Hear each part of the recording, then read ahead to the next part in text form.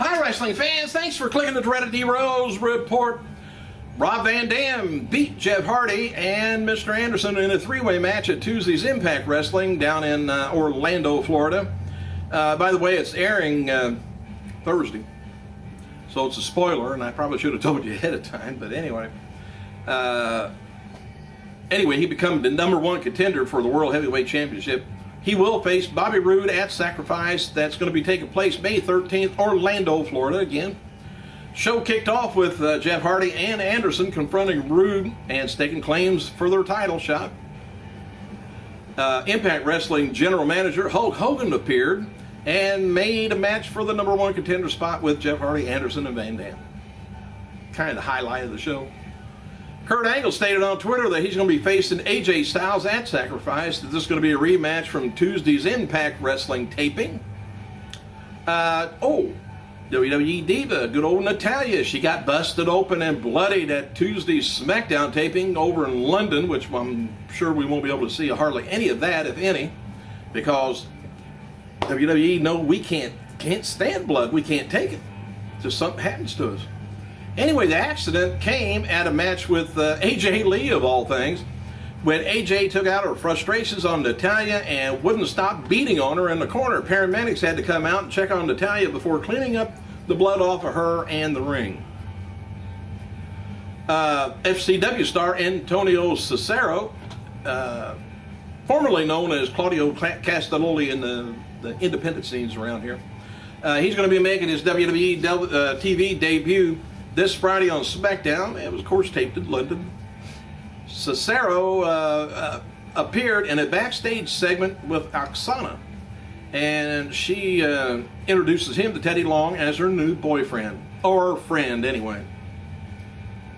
And a European rugby player, Anyway, Cesaro had a meeting set up with John Laurinaitis and was welcomed into his office by SmackDown's new general manager, and everything was just wonderful. And WWE has now released a new WWWYKI basic t-shirt for Zack Ryder. Why all the W's? Woo, woo, woo. Anyway, WWE's website has a new article up looking at the popularity of Daniel Bryan's Yes chant. They reposted Steve Austin's Twitter comments from a few weeks back where he endorsed the chants. And Bryant says about the Austin comments, I think Austin was probably just placent. Just a placent fan. Said there's a percentage of the WWE universe that likes things they're not supposed to like, and they're responsible for the yes chants. When I started, doing it, the only thing I thought was it was just going to be annoying the hell out of the people, but kind of backfired.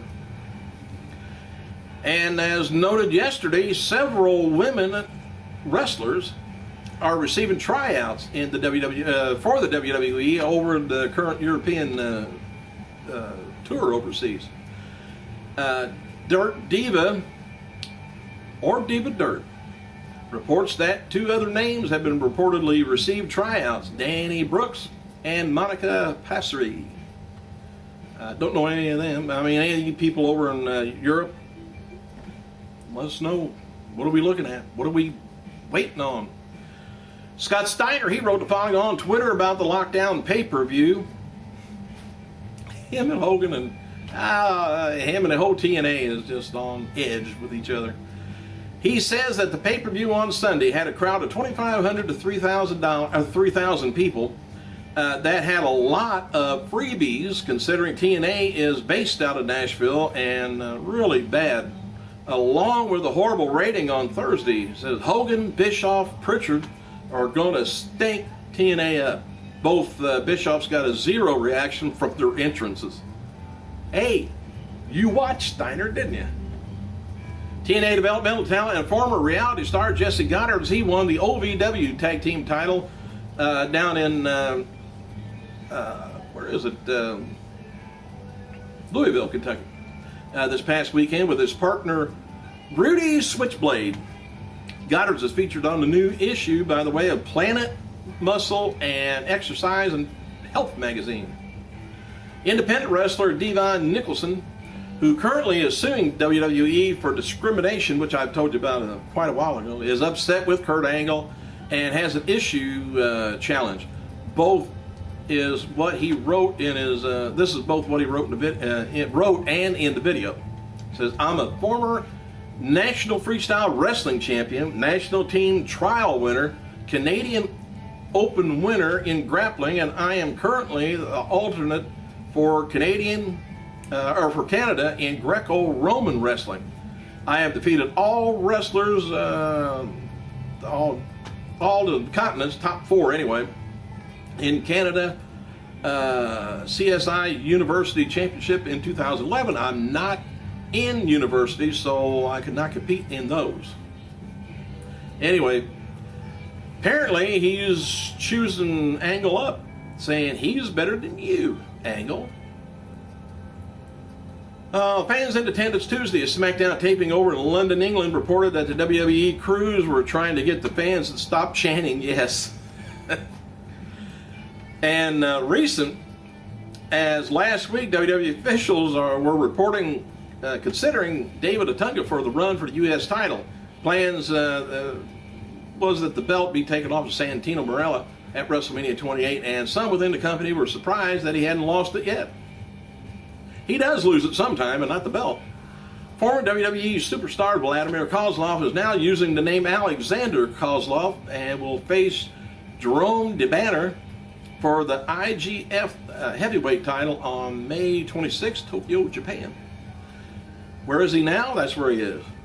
WWE announced this past weekend at WrestleMania did 1.3 million pay-per-view buys, and it's important to note that a more solid number of buys won't be known until May or June when WWE releases their SCE file.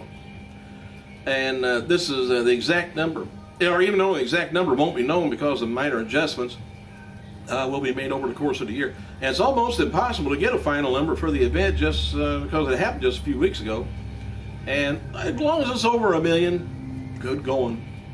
After recent SmackDown specials have been disappointing in the ratings, there are currently no plans to move the Friday night's SmackDown to Tuesday and keep it a live show. So I guess they were contemplating put SmackDown on Tuesday live and then do the replay Friday. If you add both ratings together, I don't think it's too bad. Now, they didn't do as good Tuesday as normal, but we're not used to it yet. We forget.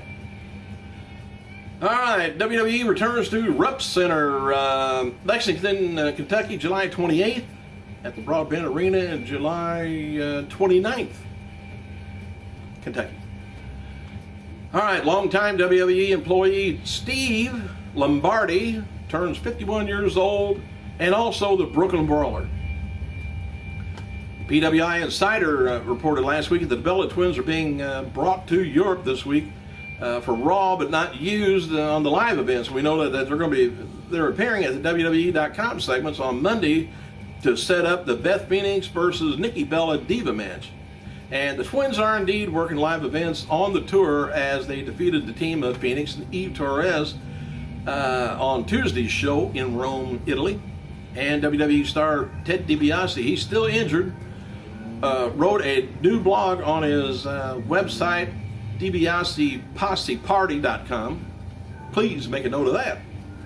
And includes an update on his Ted DiBiase Foundation. The Rock, he wrote the following on his Twitter about his new reality TV show, The Hero, that's going to be coming out. Excited to partner up with Ben Silverman for our new show, The Hero, inspired to find real-life heroes.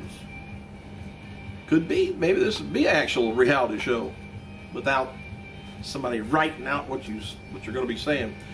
All right, WWE returns to Wembley Arena in London, England, November 4th, 5 p.m. William Regal wrote the following on Twitter about him leaving the current WWE tour overseas. He says, "I'm sorry, but I won't be on the rest of the tour as I've got some family business to take care of. Thanks to everyone who came." That's okay. If you had to go, that's all right. We'll still come to see the show. U.S. Marine Corps Sergeant Eugene Trevino has challenged John Cena to a push-up fundraiser benefit for the Wounded Warrior Project. Trevino has a goal of 1 million push-ups in 2012. I have a hell of a time getting off floor once. SmackDown ring announcer, this is always kind of funny. Lillian Garcia had a little trouble staying on her feet at recent WWE shows. Most recently returning to come out from backstage at Tuesday SmackDown taping at the O2 Arena.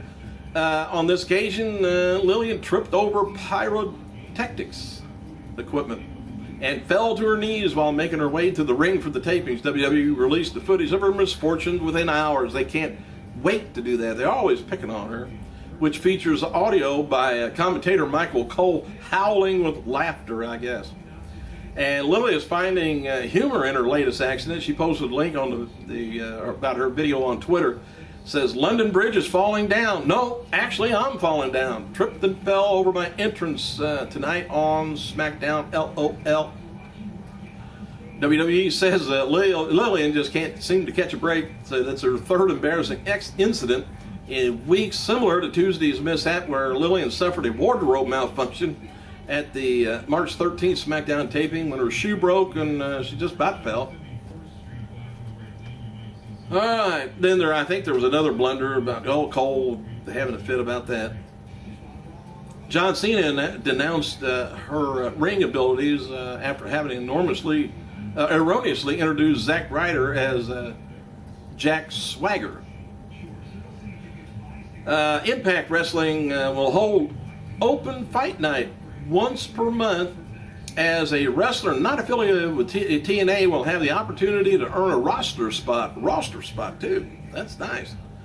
By competing in a match based on non-affiliated wrestler performance. 3 judges, including Hogan, will decide whether he or she gets the contract. What are you going to do with the other people that you got there already under contract? Man. Television championship, currently held down by Devon, will be defended every week on Impact Wrestling. I guess they want to keep it going. As well as WWE released, well, let me see, Kurt Angle, I already just told you that. WrestlingFigs.com reported that Jeff Hardy and Velvet Sky is going to be appearing at Direct Auto Insurance down in Lauderhill, Florida this Friday. And Tara faces winner for this week's episode of TNA Explosion on Challenge TV, if you get that overseas. TNA's world title champion Bobby Roode, he's going to be appearing at Tuesday's Impact Wrestling with a change in appearance. The TNA veteran now has short hair after cutting off his signature slick black long hair, and it looked all greasy to me. That might be a good deal for him. Let me see what else have I got here. Television channel. Well, I was telling you about that. Oh, this week's episode of Raw drew a 3.1 cable rating, pulling in about 4.3 million viewers. First hour scored a 3.05, and then the second hour did a 3.11 with a total viewership going up by 34,000 from the first to the second hour, which is good. You're supposed to do that. Build to the main event. All right, Hogan made a big announcement at Tuesday's wrestling taping in Orlando, Florida, airing this Thursday as Eric Bischoff promised last week on Twitter that the program will feature all new elements.